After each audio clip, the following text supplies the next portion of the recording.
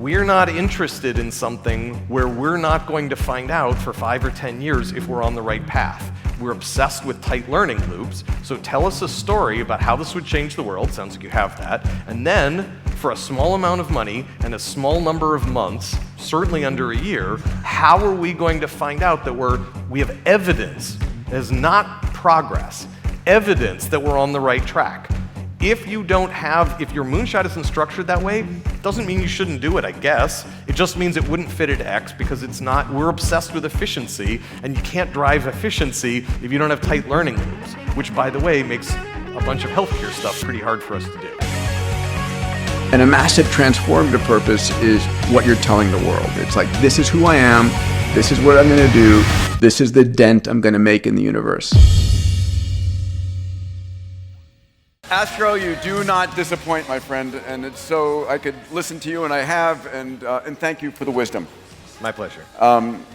It's wisdom that I want you all to internalize. If it were easy, it would have been done already.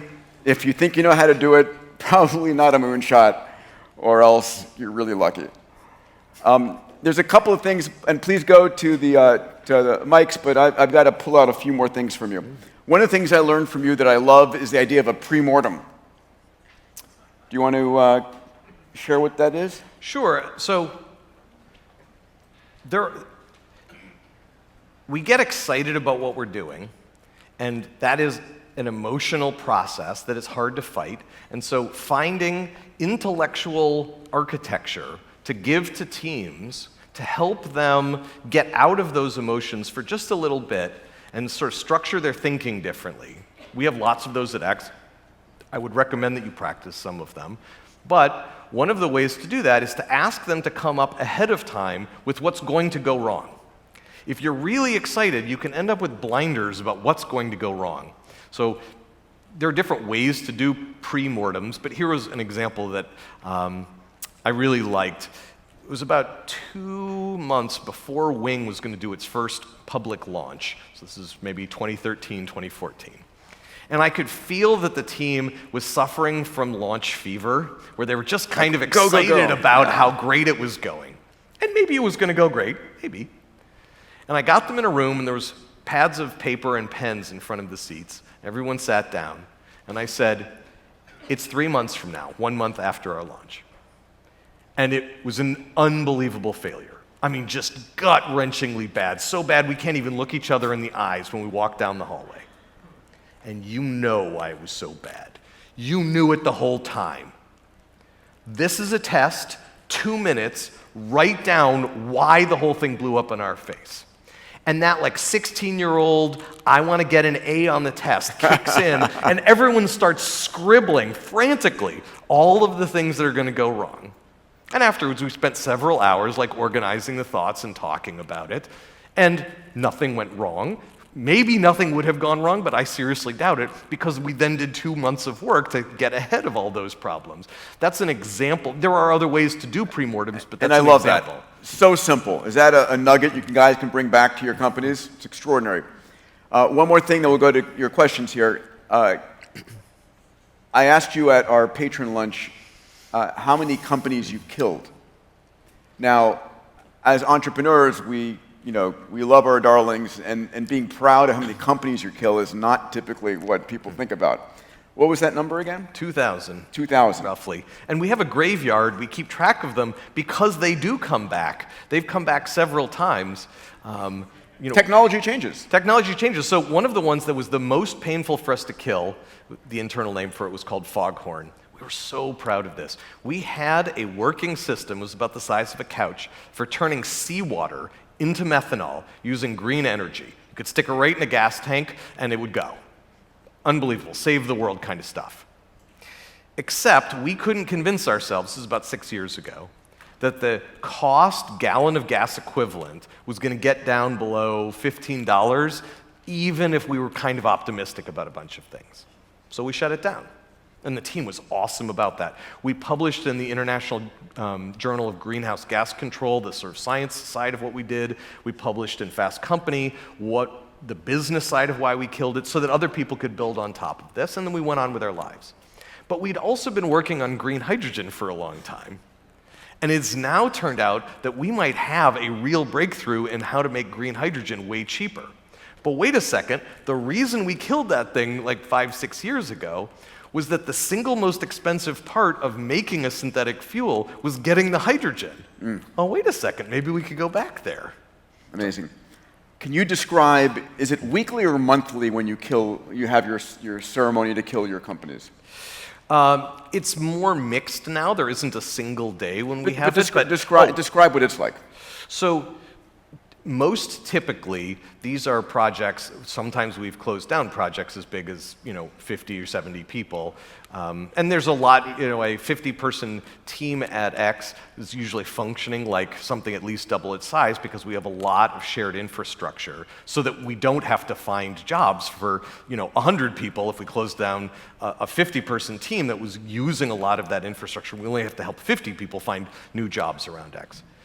More typically, it's 3, 4, 5 people we're going to need to find jobs for that was sort of functionally, when they show all the people working on the teleporter project or whatever it is, there might be 20 faces on the slide, but only maybe 3, 4, 5 people are going to need to find new jobs full time. And we will, at our all hands, which happens every 2 weeks, celebrate them, give them a chance to describe what excited them about the idea in the first place, what experiments they ran, why they've decided to kill that thing, and then we celebrate them as part of that. That gets the failure into the Moonshot compost. It also allows for people to see that a failure is not a bad thing. It is an experiment where we have successfully decided not to do more of it for good reasons. Awesome, kick-ass, it was a gorgeous idea, super well executed, stopped at the right time. What could be better than that? But you have to practice that and celebrate that in front of everybody for people to start to feel it. Yeah, so much wisdom. Ultimately, you're giving back to the company the time you would have wasted going forward, all the money you would have wasted. So celebrating that is extraordinary. George, let's go to you first. Okay. Hey, Astro, that was awesome. Okay, great. The mic's on. So I run an emerging venture studio here in LA. We're just bringing to market our first 2 Moonshots. So hearing everything you said was just totally awesome. I have a 2-part question. So the first one is, as Google's kind of like the OKRs king, and you talked a lot about habits, not outcomes. So I imagine you've kind of reframed your OKRs around driving the habits. I'd love to hear how you approach that from top down. What is Google X's OKRs and down to the individual? How have you guys reframed that from maybe the classic Google model? And then Great question. I think there are probably situations in which OKRs can be a good way to drive things. I think it is a horrendous way to drive moonshots. What really an OKR is like something that you pretty much care about, but if you get 70 or 80% of the way, you celebrate it. I find that really bizarre, especially with moonshots, and I think maybe more generally in life, whatever you're trying to do. There are actually 2 buckets, and neither of them is 70% is okay. There are like no messing around, we have to get these things done. Even if we're in total experimental mode, if you want to run an experiment, but you're expecting something from me 2 months from now, like I need to deliver that to you, not like 70% deliver it to you, you can't run your experiment. There's like the no messing around stuff, that's not really an OKR like 70% is okay, that's like get it done. Should be a small set of things that are these non-negotiables. Beyond that, everything else should be an audacious goal. It should be an experiment. You don't even know what the right answer is. How can you set your key results most of the time when the real thing is, I don't even know if we should go over there and I don't know what we're going to find. You should have a reason to go looking over there, but you shouldn't be determined to find something. That just blinds you to the thing you're trying to learn. So we structure what we do around audacious goals and try to help people practice learning where they say, we're going to try to do this thing. I bet it doesn't work. We're going to bust our ass trying to accomplish this or learn this or head in this direction. And we're going to report back to you, all of X, next quarter on how that went. And frequently, they'll just give themselves a 0 or say, you know what, halfway through the quarter, we realized that wasn't even the right thing to be working on, and we just headed in this other direction instead. And that's okay. Patrick, mic 3. Thank you, George. Thank you, Astro. That was awesome. As a bootstrapped company with the team having equity, I struggle with the balance between the moonshot, we drive habits, to, hey, we actually need to succeed on a monthly basis, why we grow into that. How do you find that balance? Right? We choose not to go the VC route. So, you know, they know the financials. There's full transparency. So how do you find that balance? I mean, I'll give you the answer. I don't mean to be depressing, but I want to be transparent with you. I don't know that you can do a moonshot while people have to be worried about their kids' college fund at the same time. I think that that isn't rational. And so as a result, while you're at X, 5, 6, 7 years, probably till you're at least 100 people as a team, you don't have equity in what you're doing. If it turns out that this option, not a business, we're exploring, we're answering the question, we're buying options on the future for Alphabet. If we then decide to turn it into an other bet, at that point, there can be equity, and you, the founding team, can get equity alongside of Alphabet and own this business once a lot of the risk has been removed, because then your interests and their interests haven't diverged. But it doesn't make any sense for me to say, kill your darlings, and you've been paid for the last couple of years in darling stock options. Like, that becomes impossible to kill. But think about what that means. That means that intellectual honesty becomes harder in the face of financial incentives. So you had better not give anyone financial incentives while the single most important thing is exploration and intellectual honesty.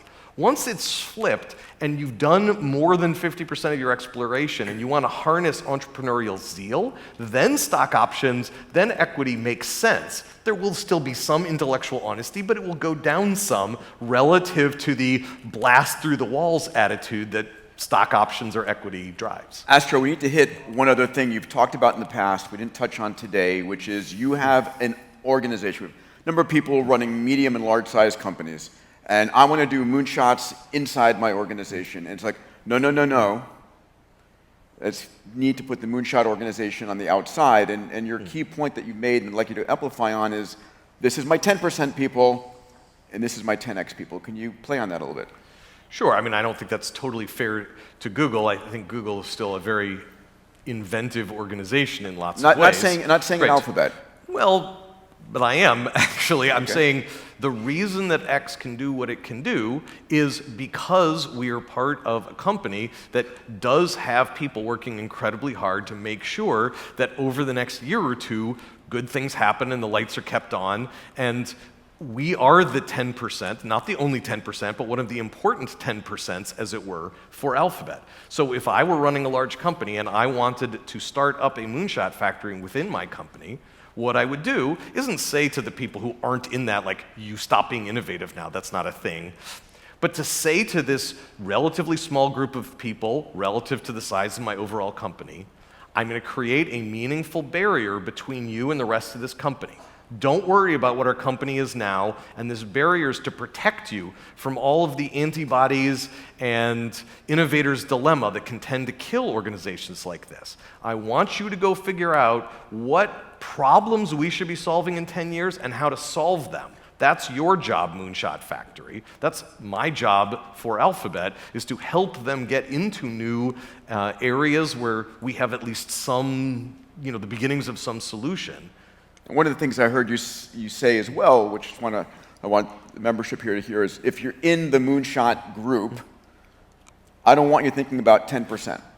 I want you thinking about crazy, the day before something is truly a breakthrough, it's a crazy idea. For sure. When someone brings an idea at X, the single most likely reason we would stop doing it is because it's too obvious and it will probably work. As soon as somebody brings something to us that doesn't sound crazy, we're like, yeah, that'd probably work. Nope, not interested. Because if we can all say, yeah, that'd probably work, everyone else in the world is going to say, yeah, that would probably work. Once you've proposed something that fits with those three circles, huge problem with the world, radical proposed solution, breakthrough technology, you have a hypothesis we could go test, and it sounds bonkers, and I'm sure you're wrong. The answer is awesome, gorgeous idea, you're probably wrong. What is the fastest, cheapest way you can explore that idea, verify that you're wrong, so we can move on to the next thing? Because if you have a 1% chance of being right, which is sort of typical of moonshots, if your pride is going to be connected to being right, you have a 99% chance of being miserable at X. You like have to get into the mode of being proud of killing things for good reasons, not being proud because you were right about your idea, because you're probably not right about your idea. Mike. Yes, I was wondering, is that space elevator in your opening slide one of your moonshots? No, we did investigate it. We investigated it somewhat seriously after the New York Times erroneously, this is like 2011 or something, said we were making one. And so we just went a couple rounds sanity checking, can we make one? And the strength to weight ratio isn't there yet to make a space elevator. You'd need to have something that could make, tens of thousands of miles of something as strong relative to its weight as carbon nanotubes. We're just not there yet, so. Let's go to Zoom. Francois, what's your question, my friend? Hey, Astro, wonderful presentation. We enjoyed it. We have started a company in the oncology space, and our moonshot is to cure head and neck cancer. And it's a wonderful opportunity, a lot of genetics behind it, a lot of very, very smart people helping us doing that from UC Moore Cancer Center and NYU. And we have a couple of platform technology that we're working on that are very promising, like a very super duper animal model for head and neck cancer. My question to you as a startup, and looking at the world of possibilities here in terms of therapeutic development. I understand, maybe it's not the time for a moonshot, but if I really want to transform the world and develop something extraordinary in a very difficult cancer to treat, that's what I like to do. I like to experiment and so on and so forth. Where do you find the source of money to do that? I suppose that this is difficult, but have you had opportunities with philanthropists to find this first part of the moonshot? How does it work? Well, I'm not sure if this is clear. I mean, we don't raise money from the outside. That's not really how it works. We get money from Alphabet, and we run a process which, as I was describing it, produces a lot of what looks like waste, at least after the fact, because things didn't work out. But, roughly once a year, we produce something that Alphabet's pretty excited about, like more recently Intrinsic or Everyday Robots, which have now have graduated from X in the last year or two. So we don't go out and seek for money. If your effort was at X, and I'm not pulling you into X or telling you have to do it this way, but if your effort was at X, then we would say, we're not interested in something where we're not going to find out for 5 or 10 years if we're on the right path. We're obsessed with tight learning loops, so tell us a story about how this would change the world, sounds like you have that, and then for a small amount of money and a small number of months, certainly under a year, how are we going to find out that we have evidence, as not progress, evidence that we're on the right track? If your moonshot isn't structured that way, doesn't mean you shouldn't do it, I guess. It just means it wouldn't fit into X because we're obsessed with efficiency, and you can't drive efficiency if you don't have tight learning loops, which, by the way, makes a bunch of healthcare stuff pretty hard for us to do. Nora. When you take an idea out of the freezer, do you have a resurrection ceremony? And if so, what does that look like? We don't. What an awesome idea. God, it's a miss. I love the idea of a resurrection ceremony. Let's hear it for Nora's resurrection. I'll give you a hug afterwards, and we're going to do that at our next Dia de los Muertos. Yeah. Thanks. There you go. Happy Easter. You're right. We should do it at Easter. That's even better. Daniel, Mike 7. Thank you. Loving this session. So you're an idea factory. How do you start to think about capital allocation on an idea-by-idea basis? I get that there's kind of a meritocracy around the best ideas earning more weight, but you're allocating capital and focus with a lot of competing, new ideas to pursue. So how do you start thinking about capital allocation, and do you have any concentration concerns? Is there a certain point where you say, okay, we're too heavily weighted on this idea or this type of idea? Yes, certainly the conversation, how did we get to the place where almost a third of our total resources on one project. That has happened before, and that's not a good thing. It ends up being a little bit feeling too big to fail, which is dangerous given the process I just described. That stopped being a problem for us. Like, this is one of the many things we did wrong, learned about it, got ahead of, and now that doesn't happen anymore. I would say here's the most non-obvious and an uncomfortable part of our capital allocation process. Everyone at X hears me say what I've just said to you, and they nod, they feel somewhat inspired, and they kind of go back and at least sort of do business as usual, because they're really used to just being an entrepreneur, and I'm really smart, and I'll build some cool stuff. And so we're purposefully under-resourcing the teams because I don't want them to do it the normal way. And it is crazy making for them because they think they have a great idea, and if me and Astro would just give me like twice the resources, I could do it. But I could do it is shorthand often for I could do it the normal way. I don't want them to do it the normal way. I would rather turn it off. It is our job to look for cheats in the video game of life. That is what we're being paid by Alphabet for, to find these kind of end runs around the problem, not to spend a huge amount of money blasting through the middle of the problem. But that is a very painful thing when you're on the receiving end of that capital allocation and have maybe intellectually, but not in your heart or in your gut, really gotten what we're doing yet. You can feel like, I don't love you, we're not supporting you because you're under-resourced. That is an example tension that happens at X. Brilliant, thank you. Let's go to Edwin at mic 4. This is great. It's so refreshing. So I'm working on a moonshot to reinvent the broken recruitment industry with a blockchain smart contract, which is inevitable. It's going to happen. But a leading crypto researcher with a million followers posted a tweet saying, "Well, whoever does this is going to be a unicorn within a year." And so I'm going through all of the respondents. I think there might be 50 teams all working on the same thing. The thing we're working on is a unification of an entire industry to align incentives. So I've written a white paper, people are all excited, but every time I'm talking to potential co-founders, they're posturing around why they're the best to do it and almost wanting to compete. And I want to try to unify and collaborate with people.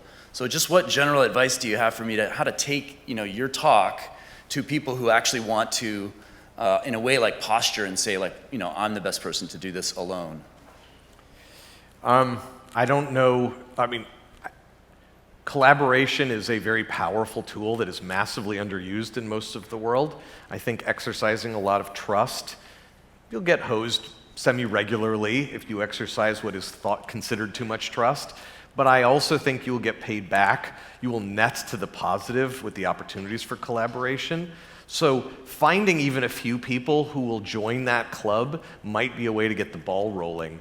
I would also say that at X, you could look at Alphabet and say it's like the ultimate platform building business. Surely everything that X is doing could be very platformy, so they're probably building a platform from the beginning. It's actually kind of not like that. What we would say on every single thing we're doing is let's aspire to a platform that can help the world, but let's also shoot for a beachhead where we don't have to boil the whole ocean to prove we can boil the first bucket of water. Let's get a bucket of water, let's boil it, show that we can do that, then we'll get a swimming pool, we'll boil that. So I would also try to design some way for you not to need everybody to participate in order to win. Find a way where you can win, design it so that when one person joins you, you and they are better off. I think that'll be a faster path to everybody joining you than trying to get everyone to join you from the beginning. Beautiful. Yeah. Let's go to Zoom. Andrew. Thank you, Peter. Arthur, it's been one of the best talks I've heard in my whole career. It's been really amazing. Thank you for that. Let's hear it for that.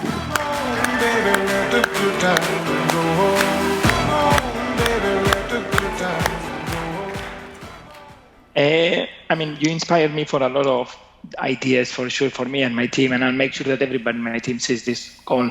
I have a global team located in many countries: Brazil, Uruguay, San Francisco, China, Singapore.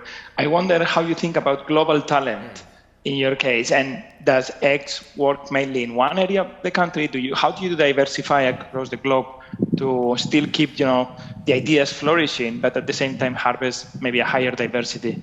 Great question. Great question. This is an awesome example of how we harvest, open-mindedness and everyone having the opportunity to be right and to prove, me in particular, but all of us at X wrong.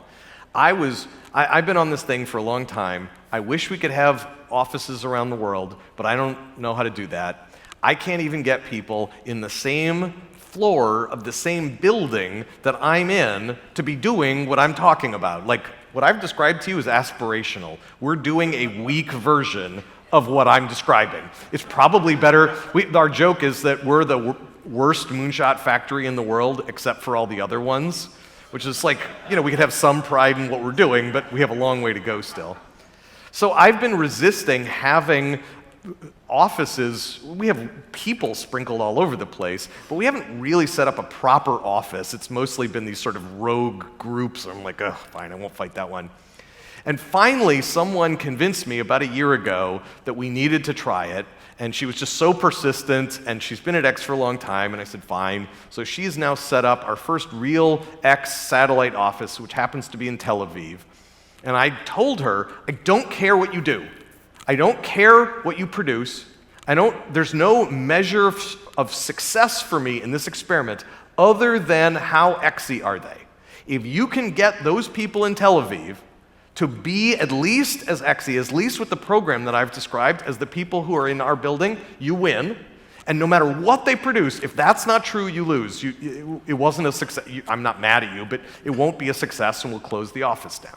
It's only been 9 months, and I was totally wrong. I think what I have learned is I was right, big asterisk, unless a really X-y person goes to that office and opens it themselves. She was so personally sold on the things that I've been talking about that she's actually been more successful than me, because she has like 8 or 10 people right now, and day and night she's with them talking like this, and that's more successful than having like 100 plus times as many people. Of passionate Israelis, when you go to our last question here from Yali.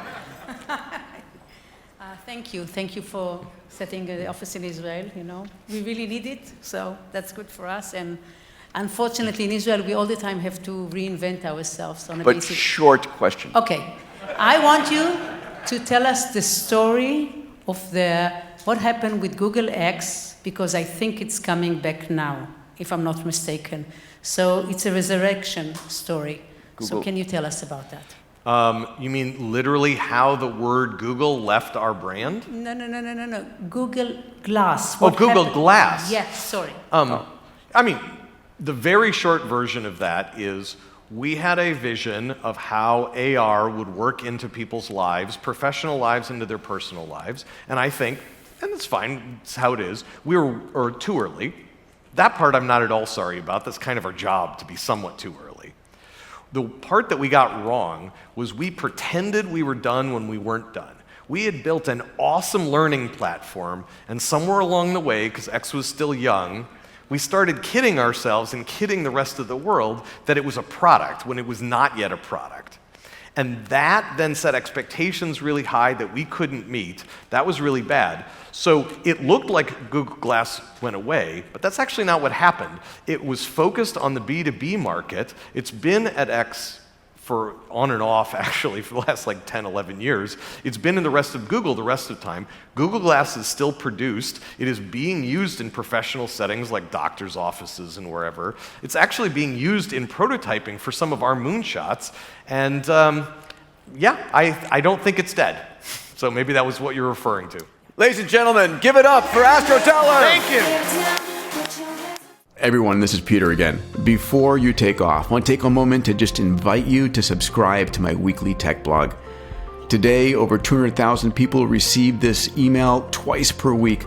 In the tech blog, I share with you my insights on converging exponential technologies, what's going on in AI, how longevity is transforming, adding decades to our life. In the tech blog, I often look at the 20 meta trends that are going to transform the decade ahead and share the conversations I've had with incredible tech thought leaders on how they're transforming industries. If that sounds cool to you and you want to try it, join me. Go to diamandis.com/blog, enter your email, and let's start this weekly conversation. Let me share with you the incredible progress we're seeing in the world of technology and the positive impact it's having on our lives.